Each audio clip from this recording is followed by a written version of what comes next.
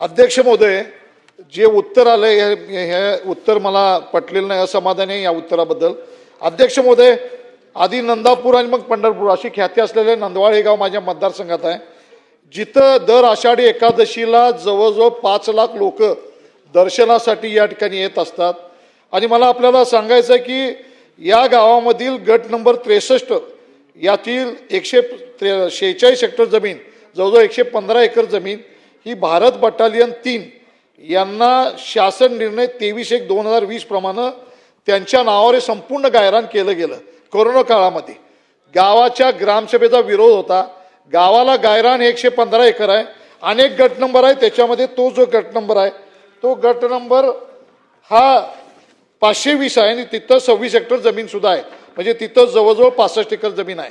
परंतु गावालगतचाच हा गट भारत बटालियन 3ला या ठिकाणी 23/1/2020 भारत बटालियनच्या नावावर केला गेला. हे तीर्थक्षेत्र बवर्ग तीर्थक्षेत्र आहे. इथं आषाढी एकादशीला 5 लाख भाविक येतात. या ठिकाणी आपण बघितलं असेल की मांढरा देवीला चेंगराचेंगरीमध्ये सातारा जिल्ह्यामध्ये अनेक लोक मृत्युमुखी पडली. माझी या ठिकाणी मागणी आहे की ही जमीन आपल्याला तीर्थक्षेत्र या ठिकाणी वापरासाठी तीर्थक्षेत्र आराखड्याला पाहिजे आहे. जमीन गावाला शिल्लक नाही. जे ग्राउंड गावानं केलं होतं ते ग्राउंड सुद्धा या बटालियननं ताब्यात घेतले. पाण्याची टाकी सुद्धा त्याच्यामध्ये आहे.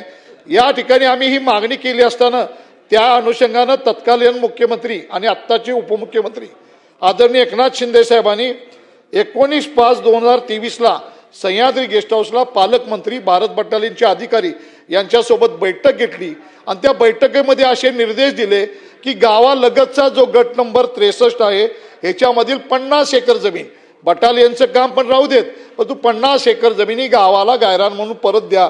तिथं तीर्थक्षेत्र आराखड्याचा विकास करायचा आहे. 5 लाख भाविक येतात, परंतु त्याची अजून अंमलबजावणी झाली नाही.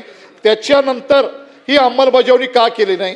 आज 2023 नंतर आदेश होऊन सुद्धा त्यावेळेच्या मुख्यमंत्र्यांनी आदेश केला तरी या आदेशाचं पालन केलं जात नाही. भारत बटालियनच्या अधिकाऱ्यांच्याकडून साधी गावातली म्हैस जरी गेली, आज गावामध्ये दूध उत्पादन आहे, म्हैशी गायी आहेत, या चराला सुद्धा गेलं तर तिथं अडवणूक होते, लोकांच्यावर तिथं दादागिरी केली जाते. माझी स्पेसिफिक प्रश्न आहे, ही आदेश केलेली 50 एकर जमीन परत गावाला गायरान स्वरूपात देऊन हा तीर्थक्षेत्र आराखडा पूर्ण करण्यासाठी ही जमीन उपलब्ध करून देणार काय आणि ही जमीन किती दिवसामध्ये ही उपलब्ध करून देणार? मुख्यमंत्र्यांनी जो निर्णय त्यावेळीचा घेतला होता त्याचा आदेशाचं पालन या ठिकाणी का झालं नाही या संदर्भातला खुलासा सुद्धा मंत्री महोदयांनी करावा.